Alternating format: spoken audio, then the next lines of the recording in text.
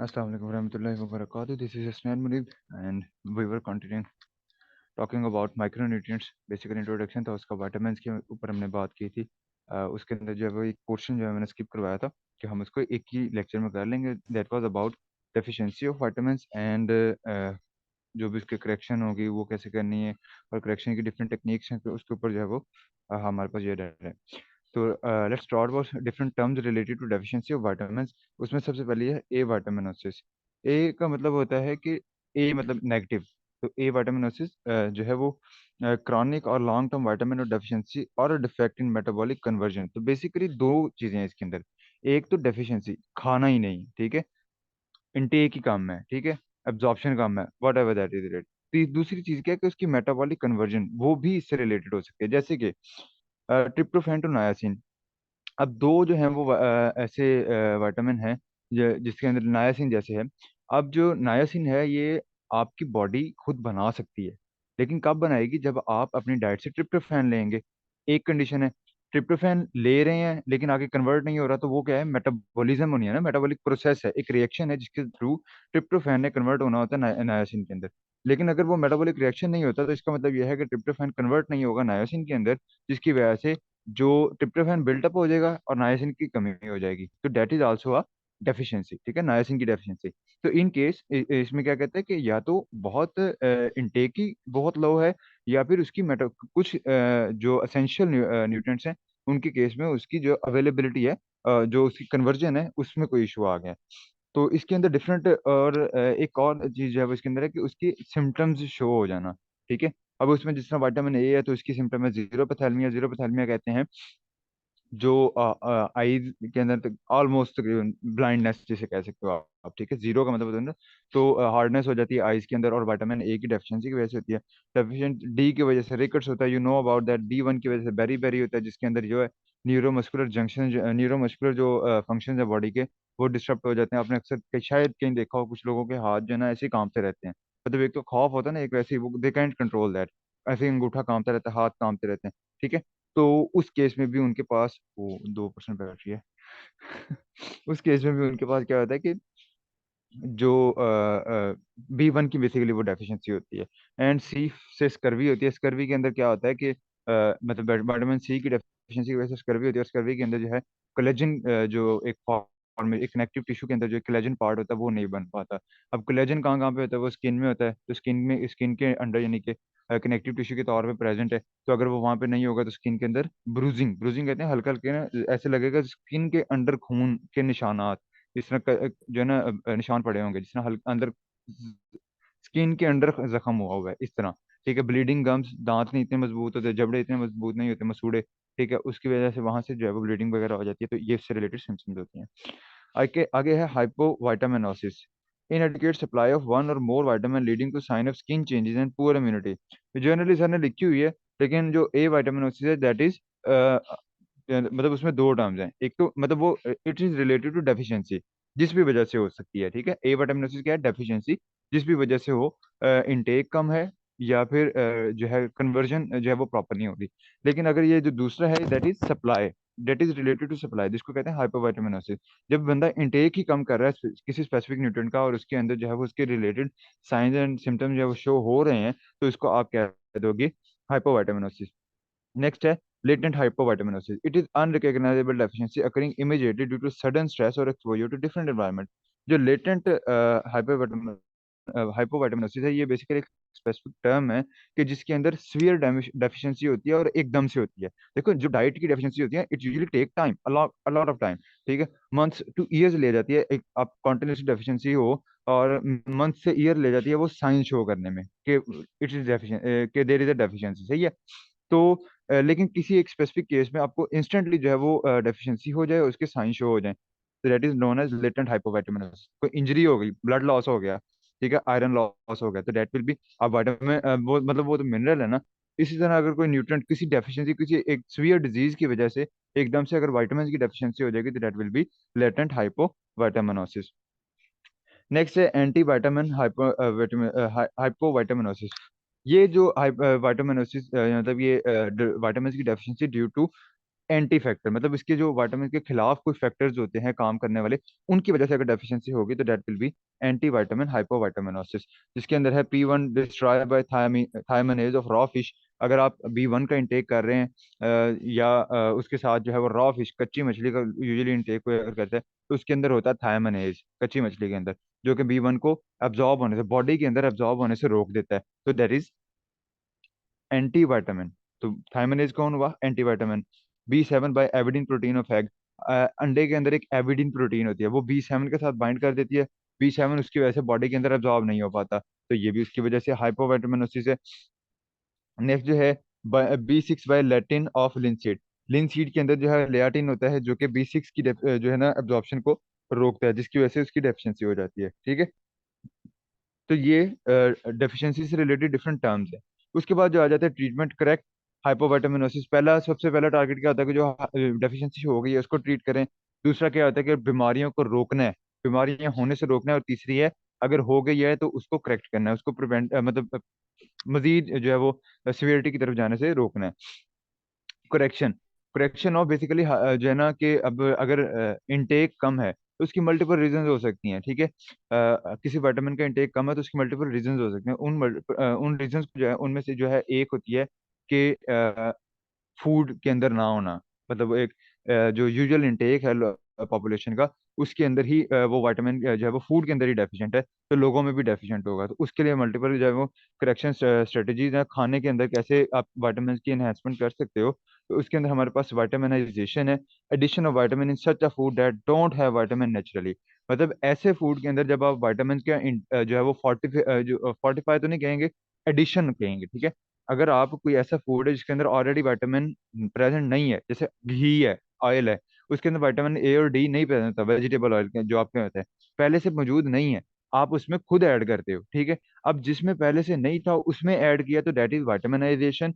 और दूसरा होता है रीविटामिनाइजेशन। रीविटामिनाइजेशन होता है ऐसे फूड में विटामिन ऐड करना जिसके अंदर पहले था लेकिन प्रोसेसिंग की वजह से खत्म हो गया।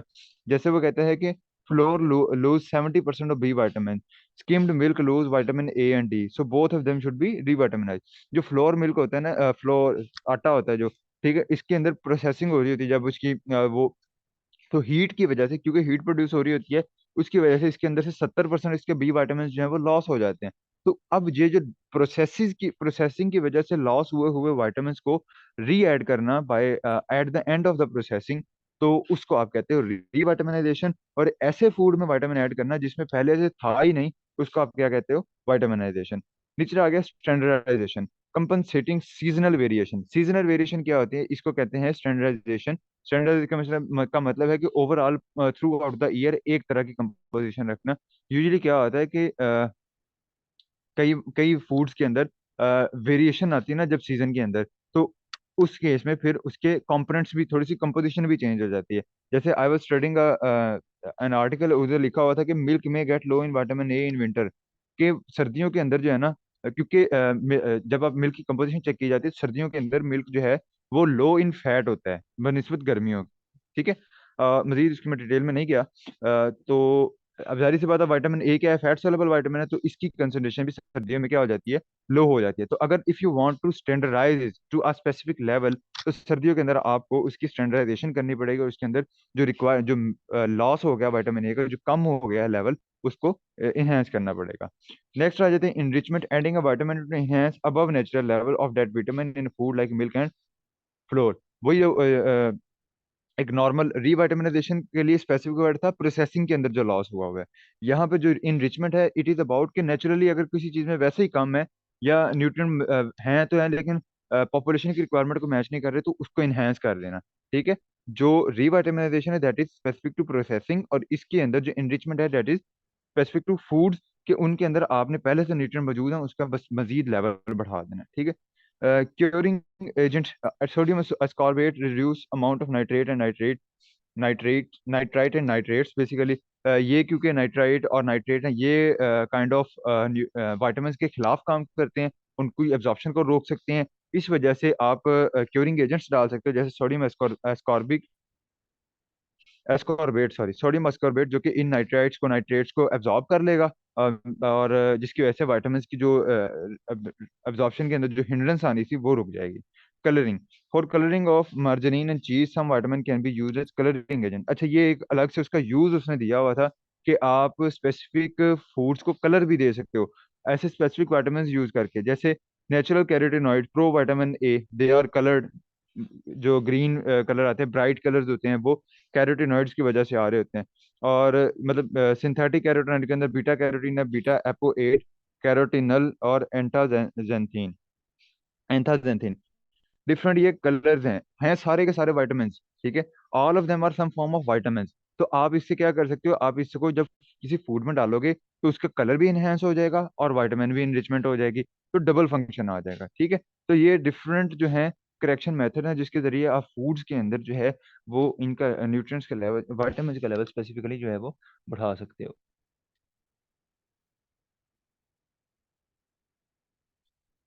ओके, नेक्स्ट जो पार्ट है वो है problem related to factor to consider while making vitamin formulation. कि जब आप विटामिन की फॉर्मुलेशन बना रहे होंगे, विटामिन फॉर्मुलेशन से मुराद है डोजेज, कोई भी जब आप फॉर एडिशनल पर्पजेज, एक तो नेचुरली फूड से आ रहा है, एक एडिशनल जब भी आपने विटामिन की बात करनी है, उनको गिव वे की बात करनी है, तो उस केस में फिर आप क्या प्रॉब्लम कंसीडर करते हो। Organoleptic characters, vitamin have strong odour taste. मतलब फूड के अंदर अगर विटामिन डालते हो, आप कोई भी इनहेंस करते हो, तो ये याद रखना है अपने के विटामिन का अपना एक स्ट्रॉन्ग फ्लेवर होता है, स्ट्रॉन्ग उसकी टेस्ट होता है, स्ट्रॉन्ग ऑर्डर स्मेल होती है, order for smell.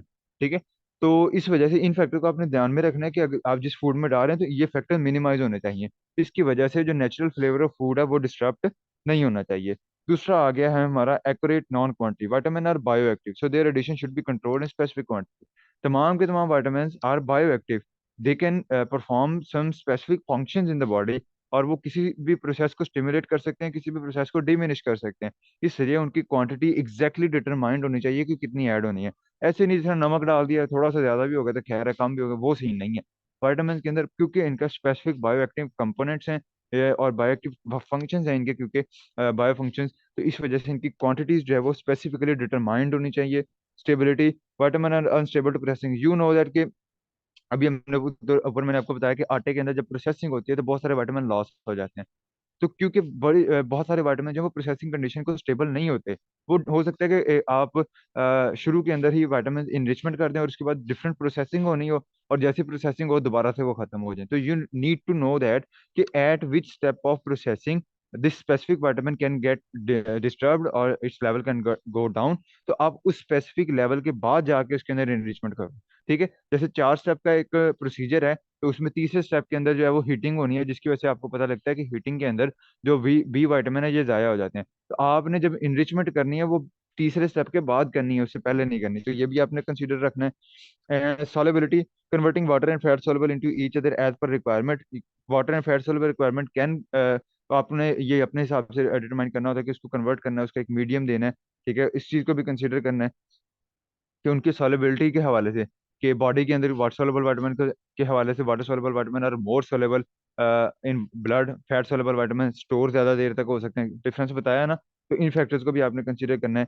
And the last one is administration of fruit orally और through when decided the form and consistency of formulation. जो आप विटामिन की फॉर्मुलेशन बना रहे हैं फूड के अलावा भी मेडिसिनल, अगर आप कोई विटामिन बना रहे हैं, ठीक है, तो उसमें आपने फिर ये ध्यान रखना है कि ओरली जाएगा या थ्रू वेन जाएगा। अगर ओरली जा रहा है तो उसका फिर पर्पज डेफिनेटली उसके अंदर बल्किंग एजेंट होगा। बल्किंग एजेंट आप अगली क्लासेस में जाकर पढ़ लोगे। अभी इसमें फिर यही होता है कि थोड़ा सा समझ लो, मेडिसिनल मेडिसिन के अंदर क्या होता है कि जो असल एक्टिव कंपोनेंट होता है वो बिल्कुल माइनर सा होता है, वो इतना थोड़ा होता है कि उसकी गोली नहीं बनाई जा सकती। तो इसलिए उसके अंदर एक्स्ट्रा चीजें डाली जाती हैं। एक्स्ट्रा चीज से मुराद है जिस तरह लैक्टोज है। मेडिसिन के अंदर मीठी मेडिसिन जितनी भी होती है ना जिनका टेस्ट मीठा होता है, असल में वो दवाई का टेस्ट मीठा नहीं होता, वो तो उसके अंदर एक कतरा जितनी दवाई होती है। बाकी सारा बल्किंग एजेंट होता है ताकि वो एक गोली की शक्ल में आ जाए और बंदा इंटेक कर सके। ठीक है, तो उसके अंदर क्या किया जाता है, लैक्टोज की गोली बना के उसके अंदर एक कतरा जो है वो मेडिसिन का डाल दिया जाता है ताकि प्रॉपरली मैनेज हो, तो उसको कहते हैं बल्किंग एजेंट। तो वो अब ओरली जो है वो जाना है तो उसकी कंसिस्टेंसी है। लेकिन अगर थ्रू वेन जाना है तो डेफिनेटली आप बहुत ज्यादा हाई